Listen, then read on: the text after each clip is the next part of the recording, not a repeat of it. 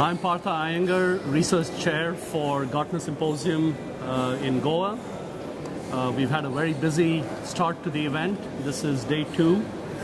We have over 900 CIOs and senior executives here, 200 plus sessions.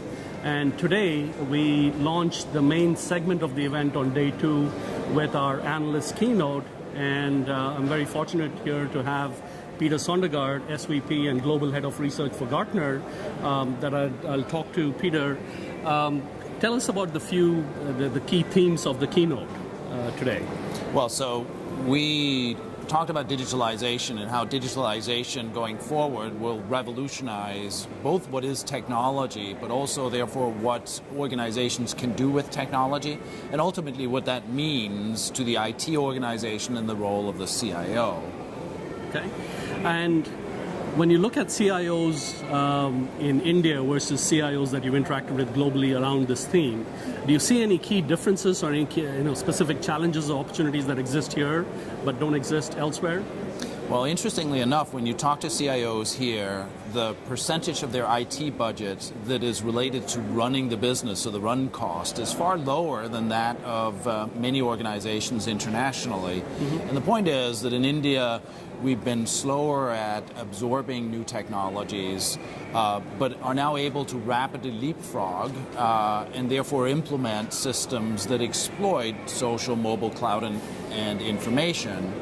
And so we're seeing a lot of opportunity for innovation. Now there's challenges still. There's challenges from a regulatory perspective. There's challenges in terms of some of the infrastructure components like networking, guaranteed bandwidth aspects. But overall, there's some interesting things happening here that are unique to India, that are unique to the world. So in your keynote, you mentioned some of the industries that are already seeing this, and there are some other industries that you think will be at near-term risk if they don't act on the digitalization theme. What is your view of which industries in India are already there, in your opinion, or should act quicker, sooner rather than later?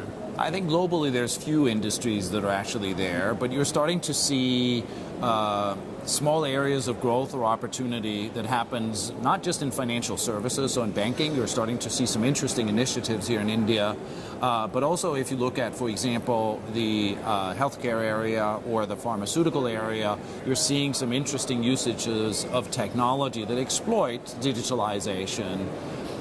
More broadly, I think it will be a number of years before digitalization really sediments itself across any organization, whether Indian or from any other country. Mm-hmm. But we're seeing some interesting opportunities and also some interesting initiatives here.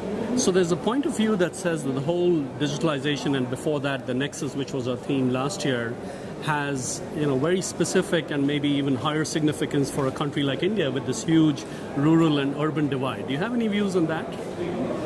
I think that there are opportunities to extend technology out to the rural environment by using digitalization, because it is essentially compute power that is very cheap. Right. If sensors and processors cost no more than 70 or 50 cents in US dollar terms, then there's also an opportunity of broadening that out. And so with the sensors plus the communication technology in terms of mobile technology, I think it can reverse some opportunities that come from rural areas of India in towards the greater cities, as opposed to the greater cities tend to be the centers of innovation out towards rural areas. Right, right. Great, Peter. It's been a pleasure talking to you. We've run out of time. Thank you very much for your time. Thank you very much, Partha. Thank you to all of you for attending, and I hope you enjoy the next 2 days of the event.